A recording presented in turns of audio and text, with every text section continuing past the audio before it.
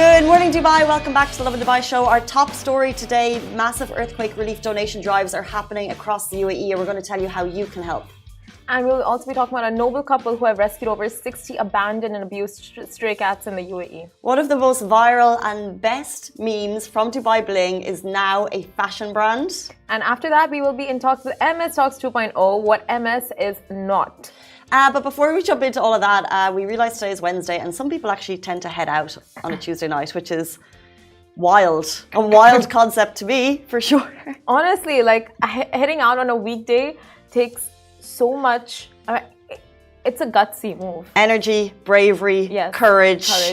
All of the above. All of the above. Yeah. And we realize that some people go out, not always, obviously, so don't hold us to the cross for this one, but some people go out because they want to meet members of the opposite sex, and sometimes it's hard to approach them. Very true.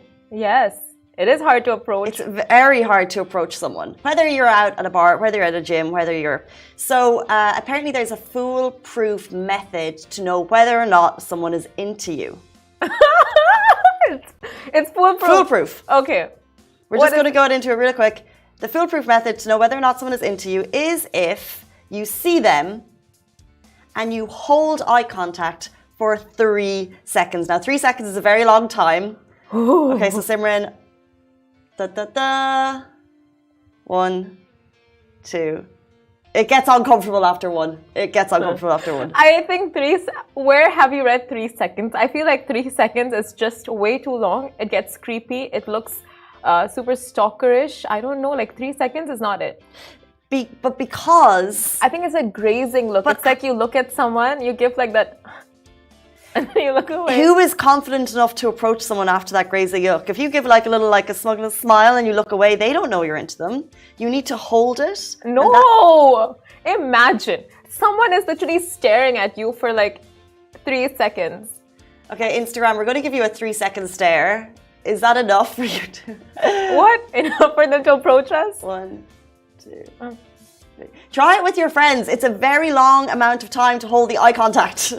Like, even when you're meeting someone, you shake their hand, like 1 second, if even. That 3 seconds says, I see you, I like you, I'd like you to come say hi. The 3 seconds. I think there is a debate here. 1 second versus 3 seconds. I say 1 second, grazing look, give them that smile and the... Are you approaching someone after a 1 seconder?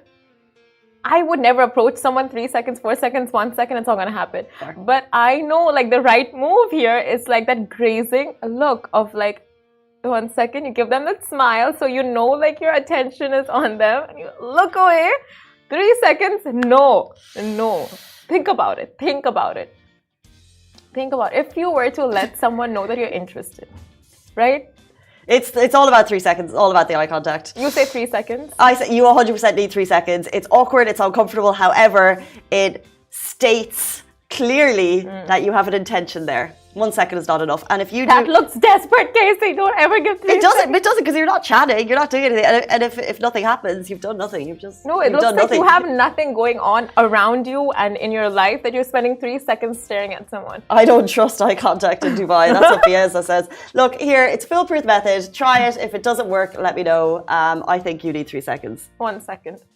Grazing look with a smile. I'm telling you, eye contact, it works. Let's jump into our top story. Okay, 3 stories today. We're talking all about how a family has helped 60 stray cats. We have our MS Talks Multiple Sclerosis series goes live every Wednesday. That's going live later in the show. But our top story today is, of course, earthquake relief donation drives across the UAE are up and running. So the death toll has passed 7,900 and the imagery we're seeing across the internet is truly devastating. Thousands have been left homeless in freezing temperatures as homes and villages have collapsed after the 7.8 magnitude earthquake hit Turkey and Syria and surrounding countries.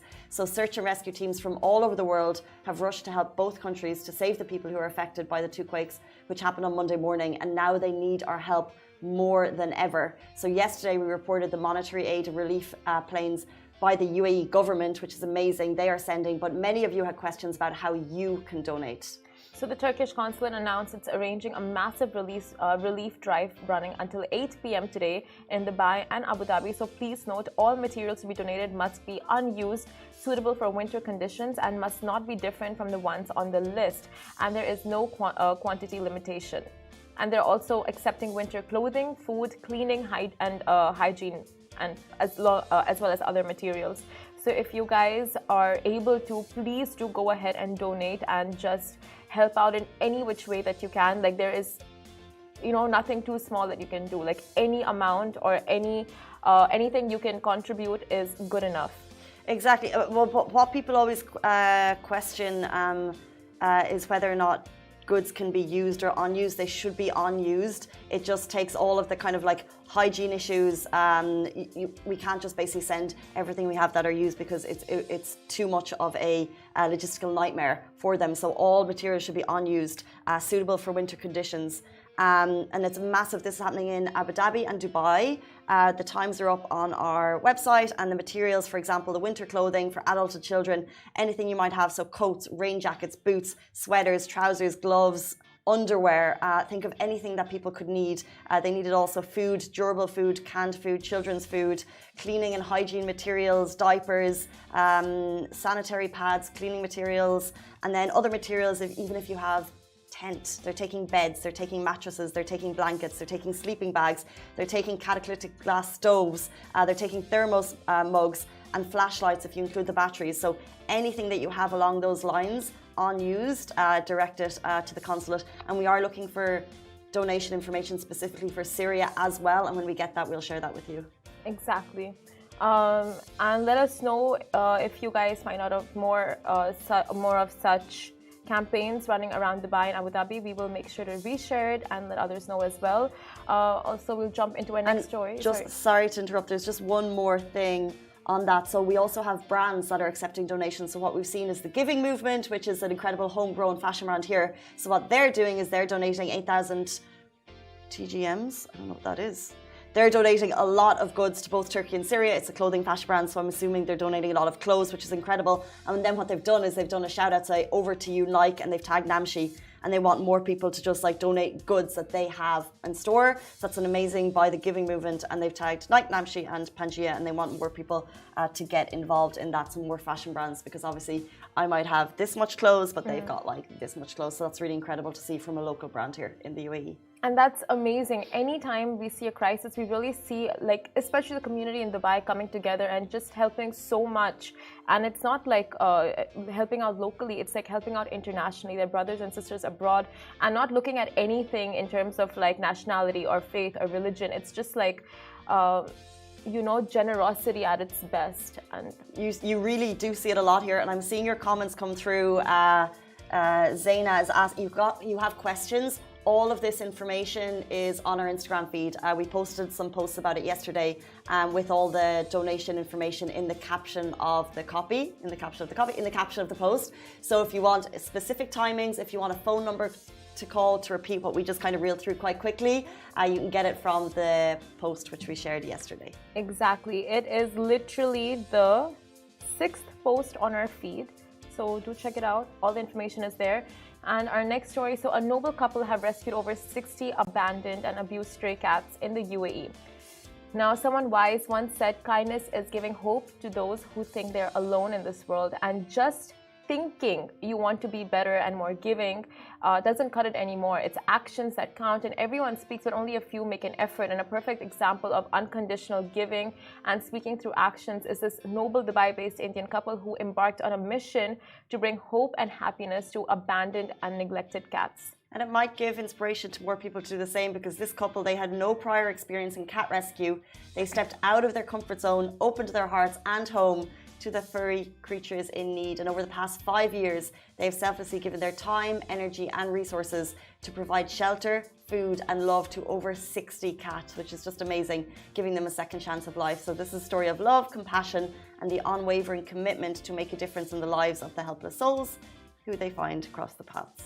So the duo have seen some horrific cases of animal abuse, and we'll just name out a few instances. So there was a cat called June who was shot twice with gun pellets, and Casper, a Persian cat whose paws were intentionally wrapped with a rubber band and whose face was kicked multiple times, so very heavily abused. And the duo want to spread the message that all animals deserve love and kindness, and humanity extends to all living beings and not just humans. And they're requesting the community to be more friendly towards animals and not treat them as pests. And caring for stray cats can make a huge difference in their lives. So anyone who has taken on this initiative knows that the cost of caring for strays is not cheap, and they spend around 700 dirham on cat litter, 1,200 dirham for stray feedings, and 1,500 for the cats in their home, and much more when taking cases to the vet for medical treatments. If you follow any of the local animal shelters, sometimes they share their costs and it's sky high. So despite the expenses, the satisfaction of saving a life is priceless. So what they're doing is truly noble. And has it inspired you? It really has, and I feel like we have so many of these stories coming in, like, you know, the stray dog shelter and stray cat shelter, and you know, the kind of scenarios they see, all these like instances that happen to these animals, and it's so heartbreaking. And the fact that they really put in so much effort, like the volunteers, like they put in their money, effort, time, you know, so much love into nursing these animals back to health. It's just so commendable. And I feel like anything we can do as a community to contribute, be it like for relief efforts or for animals or anything, you know, we really should if we have the capacity. I'm really glad, so Simran went deep into the story, and I'm really glad you did, because what sometimes happens is like the stories that you'll see are the stories that make the big headlines. So typically in news, the most engaging ones might be the most sad or the most tragic or the most horrific story of potentially an animal who was shot or was abused or beaten badly. But there's so many other cases of animals who just got left behind, and they don't always make the headlines. And that's kind of what this story is, that like, it's like, obviously there's some, but like in some cases, animals are just left to fend for themselves and people jump in, and it's those like local community heroes that deserve all the support, because they're jumping in so selflessly and so needlessly. And then it could give us inspiration to do the same if we can. So if you have the opportunity to adopt rather than shop, certainly do that. Or failing that, if you could potentially foster, you could do that too. Exactly, so well said. And it just comes back to the point of like adopt, not shop, because it's so important. And people breed their pets and they just like, you know, want to have puppies, but they don't understand the importance of just like catering to those in need first. You know, like there's so many stray puppies that, you know, you can just give a loving and caring home to. Oh yeah. Let's move on. Love doggies. Let's jump into our next story. A meme from Dubai Bling is now a fashion brand. Love it or hate it. Okay, a meme from Dubai Bling is now a fashion brand. Love it or hate it. I'm calling it Dubai Bling. Season 1 was iconic. It's a reality TV at its very best. You know what, you guys, Dubai Bling honestly is the best thing to have happened to Netflix for the Middle East region in specific. And of course, it's been memed to the hilt, but not one of the stars is now one of the stars is using the meme for her own gain, and you've got to hand it to her for the creativity. We love this. So if you know, in the show, Zaina Khoury is the founder and CEO, and the coffee spat with Diva D was one of the biggest and most talked about moments in the season. We don't even need to recap it, but it's on Facebook if you've seen it. In it, the Blue Wing Man attempts to buy the company that she works in, and she responds, I am the company. I am the company. It's iconic. It's been memed. It's been TikToked. You've even heard it, even if you don't watch the show, maybe. And now she's getting her own back. So right after that, Diva D throws the there's coffee. There's a coffee. No. She doesn't throw the coffee. She kept the coffee there. On the table. Yeah, and then I don't know what happened afterwards, but it's sorry. Coffee was thrown. There was coffee. There was coffee. And it was thrown. On Zaina. Yes. Mainly Zaina. But it wasn't, I feel like it was not, I'm on her side, but at the same time, I just don't know what happened with the CCTV footage. If you look over it really slowly, you can examine how it played out, how it panned out. Like, anyway, it's not about who threw the coffee. It's not about the coffee scene, but it's about how that infamous dialogue, I am the company. I am the company. Has now become the company. Can you? in its own fashion brand. So if you watch the show Zaina, by the way, in terms of like fashion, powerhouse outfits, iconic, and she's basically turned her own style into a fashion brand. She's calling it I Am the Company, and it's what you would see her wearing. So if you're into like really like boss female fashion, like you're going to work and people are going to know that you own the show. It looks very, very cool. So fair play to her. Oh my God, like you were showing me the Instagram just before we started the show, and it looks like you said, boss, you know, iconic, the outfits, and just like very real estate. If you're like the CEO of a company, you know, you want that kind of attire. Yeah, it's just fab. And it's literally like taking it's the epitome of taking a bad situation and making it work in your favor. Yeah. Oh my God, genius. I cannot wait to see what Diva D has to say about this, because it's just like one-upping each other each time. So it's like that situation, who came out on top, who's to say? However, this is kind of like Zayda's, like her moment, her boss moment. Genius. And it's like if you have that moment of fame, what business would you make? And she's made it. She's called it I Am the Company, and it's fashion. So she's always been in real estate, 15 years. She's like the growth development officer, some really high empowered company. But now she's obviously super interested in fashion. So she's putting her expertise into something, and we love it. Such a Kardashian move. That's such a Kris Jenner move, you know? But I cannot wait for this to come out in season 2. Can you imagine the drama? And when Timothy gets to hear of this, and it's like, oh my God. Like, did she just, you know? Well, Diva's gonna have to come out with her own, like, how about like a clothing cleaning company or something? Now. I don't think she can. Like, she needs to do something. She needs season 2. Coffee brand? Or like a desk mug situation. Or a mug that never spills coffee. A mug that, well, no, that wouldn't suit. That won't suit? Because but she didn't spill. It wasn't Diva D. It was like, you know, she pushed the coffee, and then I think it was spilled on her. Like, it was a defensive mechanism. They were on a break. The jury is out. Amor is asking, where are your coffee mugs? That is a solid response. That's a solid question. That is literally... We finished before the show. Simran doesn't drink coffee. I don't know how she's here in the morning. Honestly, same. I don't drink coffee, but I would totally drink. She tried that before. It worked. Oh my God! Guys, do stay tuned. Right after this break, we're jumping into MS Talks 2.0, What MS Is Not. This is a series with Novartis we're doing, which is a multiple sclerosis awareness series. It's an amazing 10-episode series, and it's a real insight into information from experts and also patients of MS in the UAE. So if you have any questions, it's a really great insight into it. So please stay tuned. It's right after this break.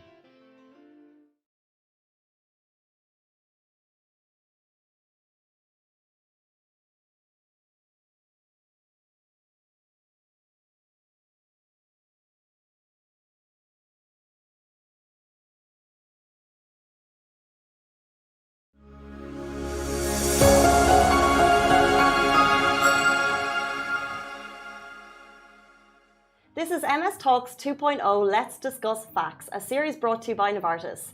There are many misconceptions about multiple sclerosis. Some people think it's contagious or that it's linked with the evil eye. What we do know, MS has multiple risk factors, and regardless of the cause, it's essential to get treated as early as possible. Today, Dr. Jihad Inchasi, consultant neurologist at Rashid Hospital and professor of neurology at Dubai Medical College, and MS ambassador Sultan Al-Shamsi to tell us what MS is not. Welcome to the show. I really appreciate your time today. Thank you. Thank you. We want to talk about what MS is not. Can you please, in your own words, tell us what are some of the misconceptions people might have about MS? Well, there are many false thinking or beliefs about multiple sclerosis or misconceptions, as you mentioned. I'll enumerate the most important ones. The first one, many people believe that MS patients will be bound to wheelchair in 10 to 15 years. This is absolutely wrong. Maybe 10-15 patients will be unable to walk in 10-15 years, or they need walking assistance.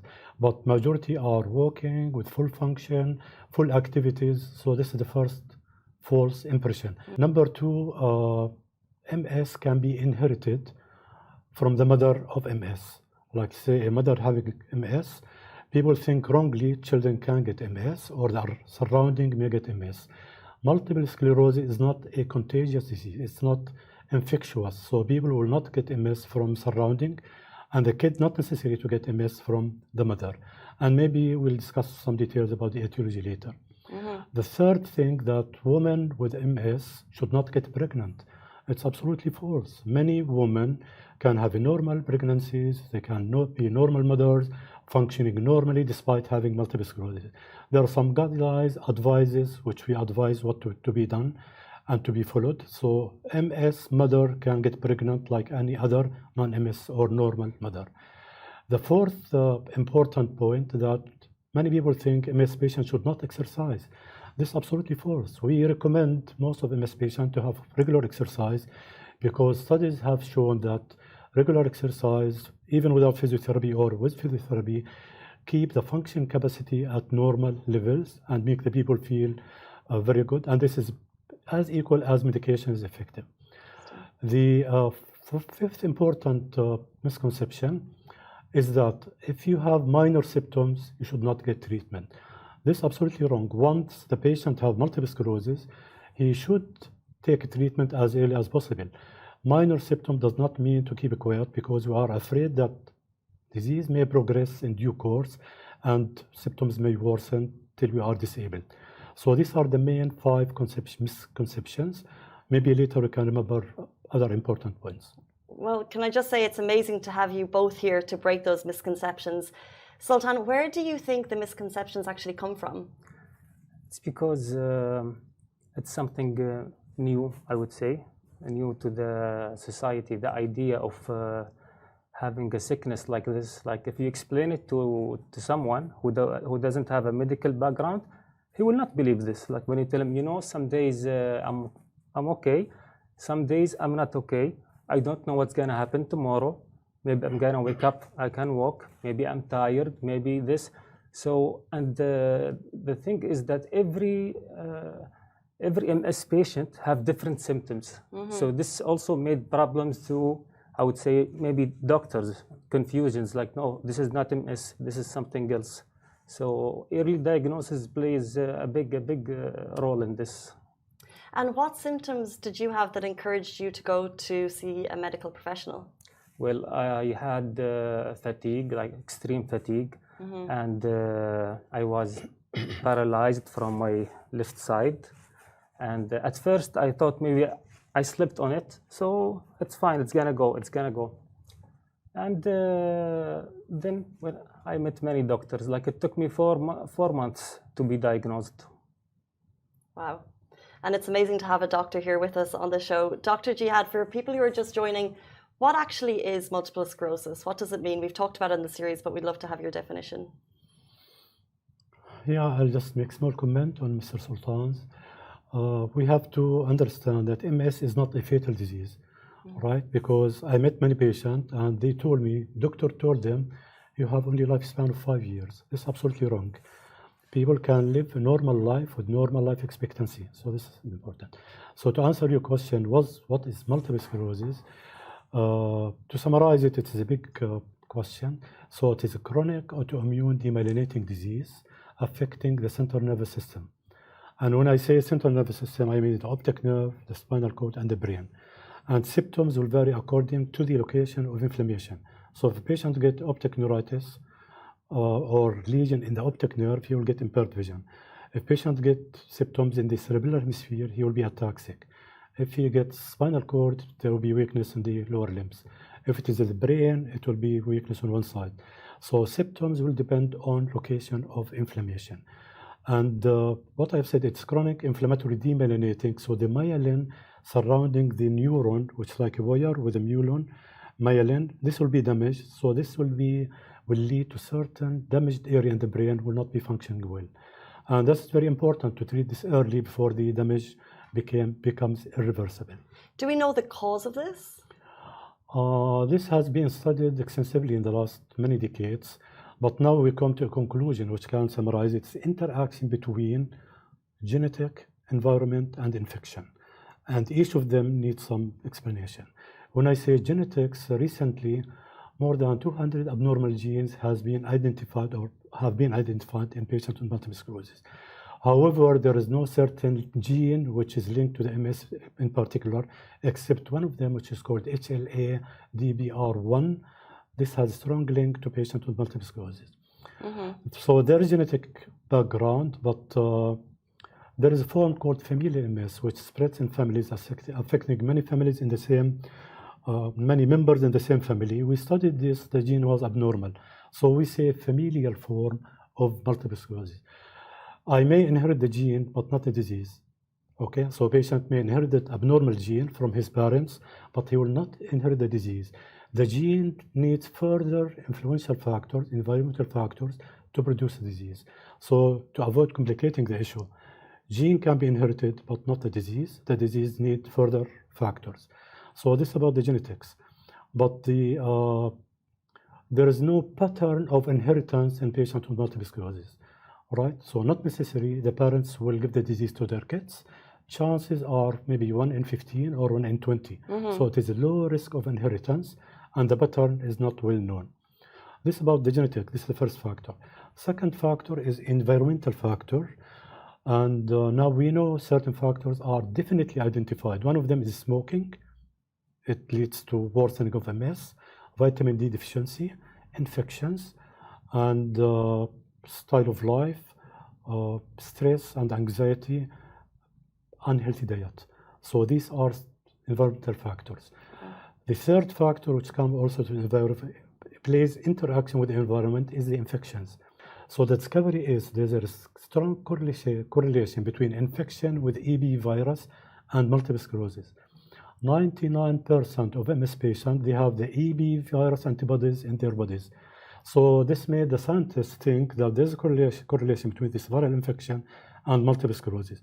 And now there is plenty of ongoing research about vaccination against EB virus, which can be preventable measure against MS, which is a real important era, you know.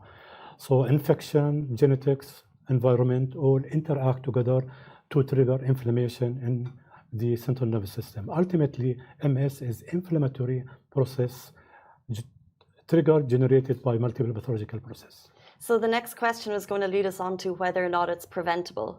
What you're saying is that's what the research is getting towards, hopefully.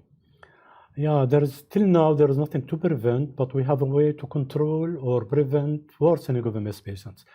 But hopefully within the coming 2 years, we'll find vaccination, according to the scientists, that vaccination against EBV, Epstein-Barr virus, can prevent occurrence of multiple sclerosis. Like what we are doing with COVID, we have COVID vaccination, polio vaccination, typhoid vaccination. So likely in the coming few years, hopefully, EB virus vaccination or against EB virus vaccination can prevent occurrence of multiple sclerosis. This is one of preventable. What about the But cure, if someone doctor? asks me, sorry, I'm so sorry. Yeah, sorry. What about the cure for those who already have MS? Already having MS, Yeah. then vaccination will not be helpful. Vaccination against other disease can be helpful.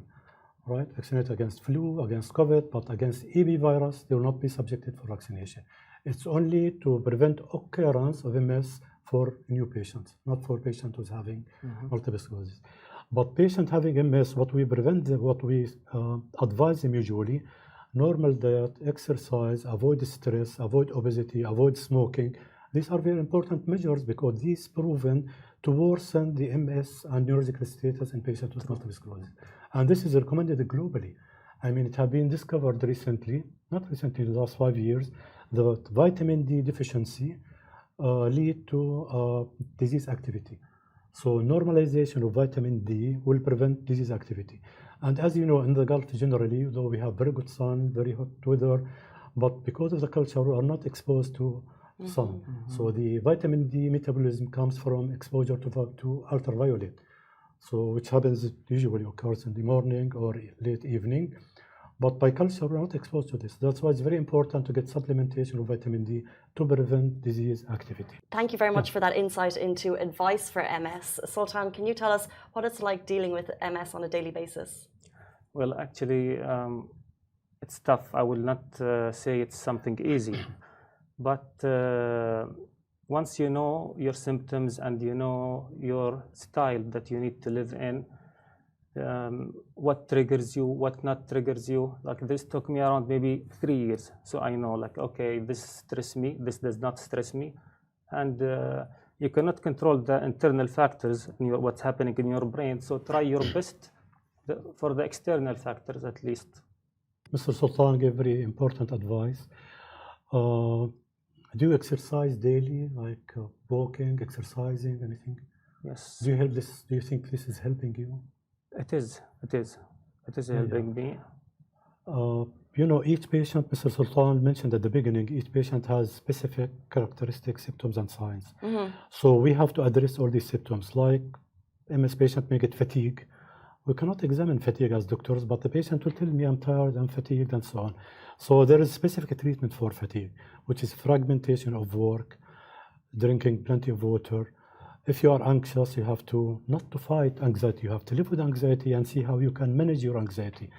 If anxiety is part of our lives, you know, so everyone, but in particular MS patient, they feel more anxious than others. And my recommendation, general recommendation, don't fight anxiety. Expose yourself gradually and know how to manage and these conflicts and these anxious situations, but don't escape from them. This is common life. There's something which trigger my depression or anxiety. I have to live with it and see how to manage around it, not to fight with it directly. Thank you very much for that. That was a very insightful conversation. We really appreciate both of your insights on it. That was MS Talks 2.0. Let's discuss facts. We'll be back with you next time